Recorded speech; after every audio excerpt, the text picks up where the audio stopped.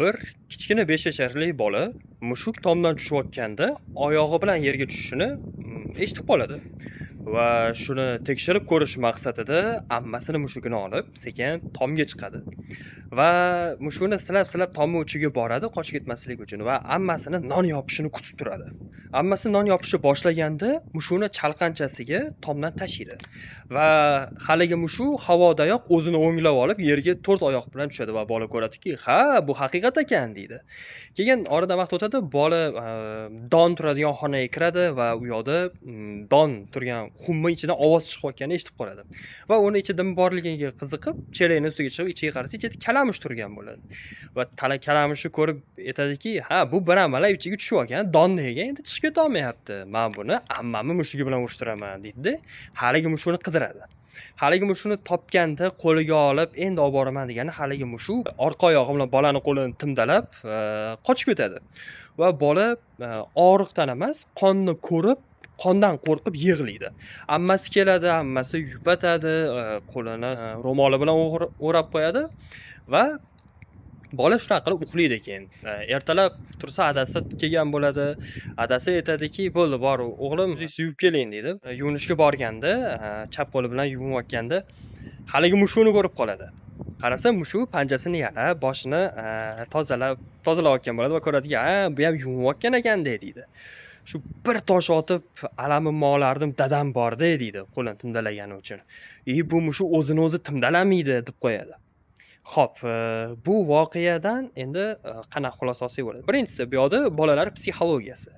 Ya'ni kichkina bolada ego kuchli bo'ladi, ego rivojlanayotgan payt bo'ladi. Endi u 5 yashar va e'tibor markazida bo'lishni istaydi.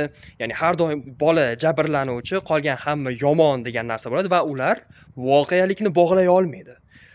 Mushuk meni timdaladi, sababi men uni tomdan tashaganim uchun demaydi va tomdan tashash fikri unga kelganda, bu uni halok qilsachi, unaqa bo'lsachi, bunaqa bo'lsachi degan ehtimolli narsalarni ham inobatga olmaydi. Xo'sh, bu normal holat. Ya'ni bolalarda bu narsa bo'lishi normal holat. Ya'ni bola o'sha izlanuvchan bo'ladigan davr. Ammo men bu voqeani aytayotganim sababi aynan mana shu narsa kattalarda ham sodir bo'ladi va bu narsa ikki xil ifodalanadi. Birinchisi emotsional ulg'aymaslik, rivojlanmaslik, ikkinchisi esa victim mentality degan narsa bor.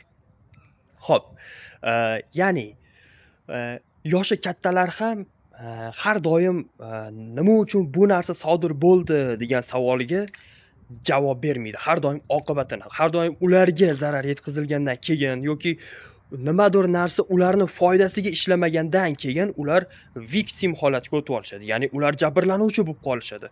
Ya'ni hamma aybdor ular to'g'ri.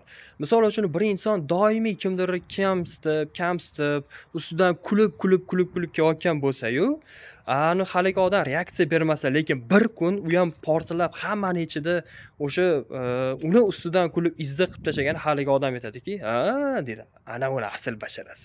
U aslida shunaqa edi" deb o'zini jabrlanuvchi, uni esa yomon odamga chiqarib qo'yadi.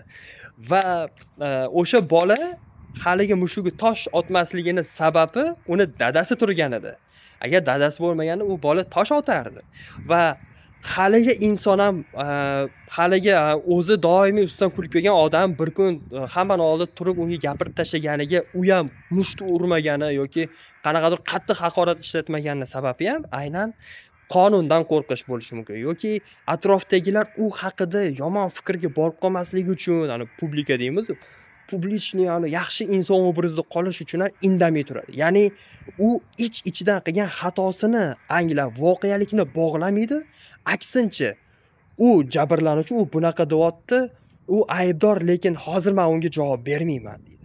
U balki javob berishni keyinchalikka olib qo'yadi. Ya'ni baribir keyinchalik vaqtini kutib o'sha ishni qiladi. Bu o'sha emotsional ulg'aymaslik va victim mentality hisoblanadi. Inson yoshi kattaligi bu uni ulg'aydi degani emas. Hisobga olishimiz kerak bo'lgan juda ko'p narsalar borki, ana o'shalar bilan o'lchanadi. Shu sababdan nima ham deymiz, har doim ham bir inson yomonlansa, u har doim yomon bo'lmaydi. Aksincha, biz o'ylab ko'rishimiz kerak. Bizga qandaydir bir musibatlar, kulfatlar kelganda ham darrov doim menda shunday bo'ladi demasdan, aksincha o'ylab ko'rishimiz kerak. Okey, bu musibat, bu meni qilgan ishlarimni oqibatidan kelyaptimi yoki bu haqiqatdan sinovmi deb turib, ozgina o'tmishga nazar solib ko'rib, tahlil qilib ko'rishimiz kerak. Bolalar voqealikni bog'lay olmaydi, ammo bolalar bilan kattalarning o'rtasidagi farq har doim voqealiklarni bog'lash va biron bir ishni qilishdan oldin bu ishimni oqibati nimalardan iborat bo'ladi deb fikrlay olishdir. Bu aytib bergan voqeam ikki eshik orasi romanidan olingan, ya'ni unda xuddi shunday joy bor va istalgan narsani tahlil qilib ko'rilsa, undan ancha-muncha narsa olish mumkin. E'tibor uchun rahmat kattakon.